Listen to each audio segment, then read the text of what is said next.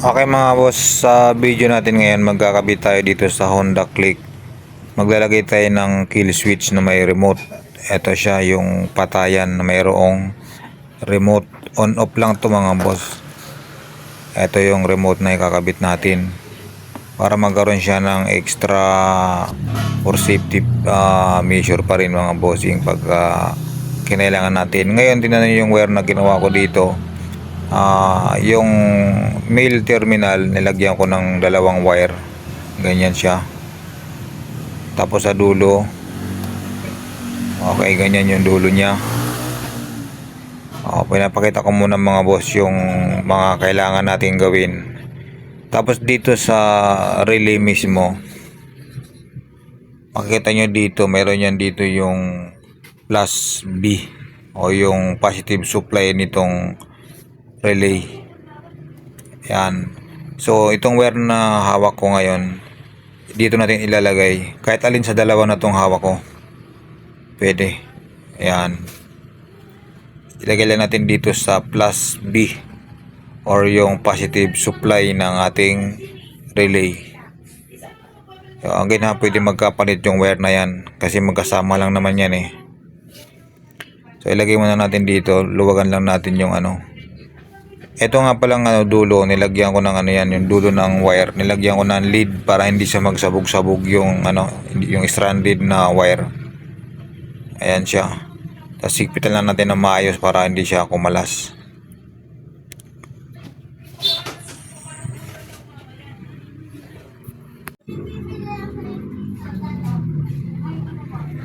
Ngayon yung isa naman, dito naman natin ilalagay. Ayan, dito sa common, yung COM. Yan. Makita niyo dyan COM or yung common. So, diyan natin ilalagay yung isang wire. So, lagay muna natin. Bali, ang wire na ilalagay natin dito ay apat lang. Apat lang yung ilalagay natin na wire.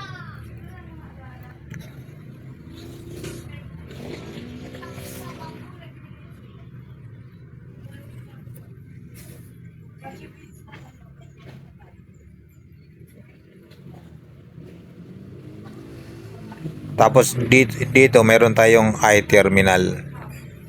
Ito namang I-terminal, ito ang ground or negative supply. Dito natin ilalagay sa minus B o yung negative supply ng relay.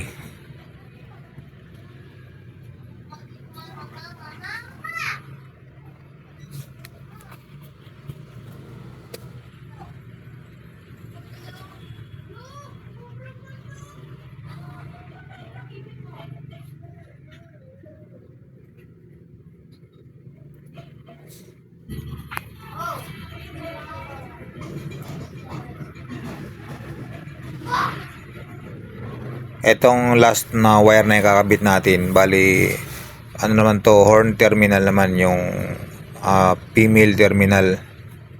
Dito naman natin ilalagay sa NO. Ayan. Makita nyo yan, NO or normally open. Diyan natin ilalagay itong horn relay naman o yung horn terminal, yung parang ano siya, female na terminal.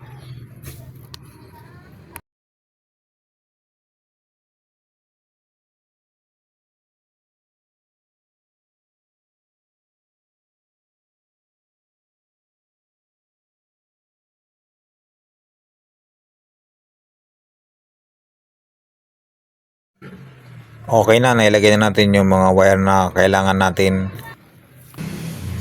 Ngayon dito sa bandang ilalim, gawing left side ng Honda Click, nandito nakapwesto yung ignition coil. Yung ignition coil na yan, meron yung dalawang wire. Ayan, dito sa may bandang ilalim kung makikita nyo, dito siya nakapwesto. Kung dito mo naman titignan sa ibabaw, ayan, dito mo mabubunot yung wire. Bunutin natin yung dalawang wire para makita nyo yung kulay ng wire. Yung right side, yan, pag nakaharap ka ngayon na ganyan, itong right side, Ang kulay ng wire ay yellow na may stripe na puti. Ang yan, right side yan. Right side. Hindi yan ang, wala tayong gagalawin dyan. Wala tayong itatap dyan. Pinakita ko lang yung wire para alam nyo. Ang pinagsasaksakan yan doon, kulay green yung terminal ng ignition coil. Yan yung nakakabit yung yellow. Doon nakakabit yun. Ibabalik natin to doon kasi wala tayong itatap dyan. Yan, ibalik muna natin. Dito tayo maglalagay sa dito sa kabila. Itong kailangan natin na lagyan ng connection. Itong black na mayroong guhit na white. Yan, ito yung gawing left side. Ang terminal niyan doon, yung kulay ng ignition coil na wire na pinagsusuksukan, kulay black. Yan, black yung kulay niyan. Dito tayo maglalagay ng wire. Ang ilalagay natin dito na wire, ito yung relay natin na piniring kanina. Itong magkasama. Ayan.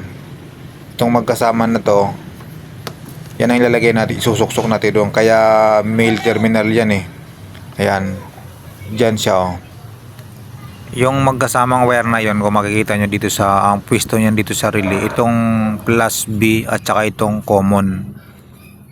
Bali yung dulo niya ngayon isa na lang. Yun na nga yung plus B at saka yung common. Yan yung wire na yan na magkasama. Yung dulo niya ngayon, ito na yung dulo niyan.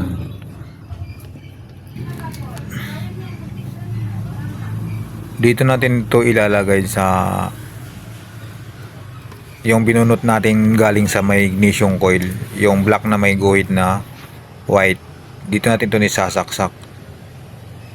Nilagyan natin ng shrinkable tube yung female terminal ay yung male terminal para siya, hindi siya sumayad sa body ground. Kasi positive ang supply na yan, positive yan, baka dumikit sa body. So delikado tayo. Yan, nilagyan ng shrinkable tube. Tapos bahagyang ipitin nyo yung terminal para masikip siya. Next naman natin ilagay itong normally open o yung NO. Yan, focus lang natin, mahirap mag-focus yung camera natin. Okay, next natin ilalagay itong NO o yung normally open na wire. Ito yon, yung normally open na, yan normally open sa natin sa relay. Ito yung dulo nun. Ilalagay natin ito doon sa ignition coil, yung pinagtanggalan natin ng stock na socket, yung binunot natin. Ito yung ipapalit natin doon. Ayun, yung gawing left side, yun, black ang terminal nun sa may ignition coil. Black yung pinagsasaksakan yan doon, kung makita nyo. Hirap kasi makita sa camera, tatabunan eh. Sasaksak natin to doon. Yan, ito na yung magsisilbing supply pag nagbukas yung relay natin. Yan, mamaya papakita natin yung yung pag-prepare naman ng remote. Yan. Next naman natin ilagay itong minus B o yung negative supply ng relay natin. Ito yung wire na yon, negative supply. Yung niyan, nilagyan natin ng I terminal para ilagay natin sa body.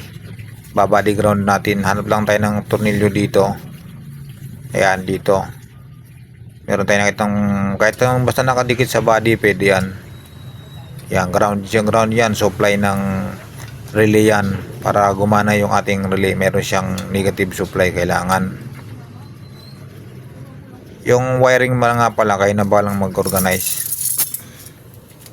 Bali, tinipang ko yan. Hindi ko na pinakita para wag na siya mahaba yung video natin.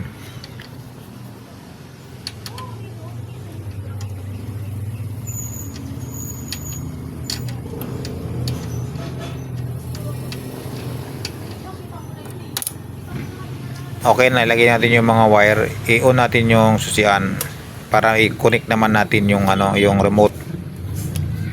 I-pair natin. Pagka-on ng susian, pindutin lang natin to. Pindutin natin itong bandang dito, yung switch na yan.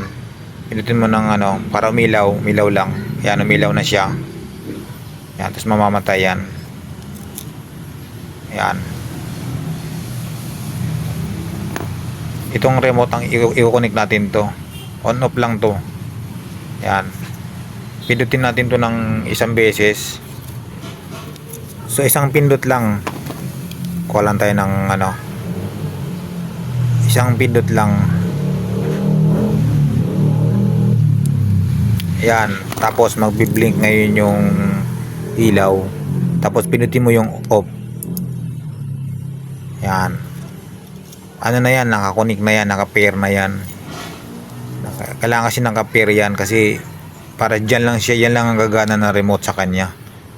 Tapos pag pinindot mo ngayon yung on, nakita nyo steady na yung ilaw, ibig sabihin connected na yun. Tapos pag pinindot mo yung off, mamatay na siya. Yan, on tapos off. Gumagana na ngayon yung ating ano, yung ating kill switch na may remote.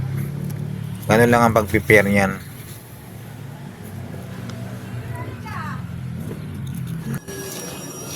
Okay, ngayon mga boss, i-testing na natin. So, pag in-on natin yung susian, yan. Tapos mag-start tayo. Yan.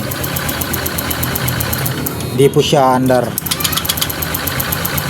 Yan, hindi naman tayo naka-side stand, no? Hindi po siya under kasi kailangan mo munang pumindot dito sa on. Bukod sa susian, meron ka pang i-on dito. So pag in-on mo yan, umilaw na yung ating relay. Saka pa lang sa ngayon pwedeng i-start. Yan.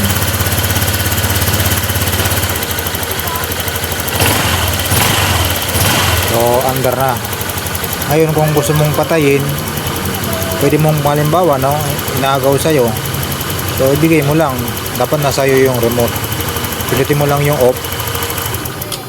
So patay na yung makina. Mayroon naman tong certain distance na pwede siyang gumana. So pindutin mo lang yung off. Yan. Ulit-ulitin mo lang para masigurado ka. So hindi na siya mamamat, hindi na siya under. Ngayon, pagka gusto mo i-start, siyempre on mo ulit. I-start na yan.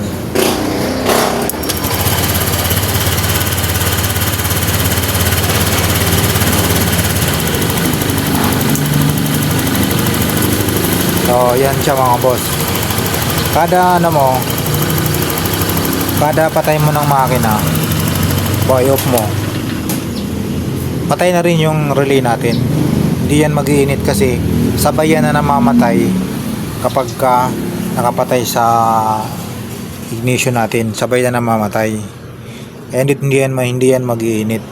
Every time na magbubukas ka, magpapandar ka, pipindot ka muna sa ikalawa mong on dito para bumukas yung relay.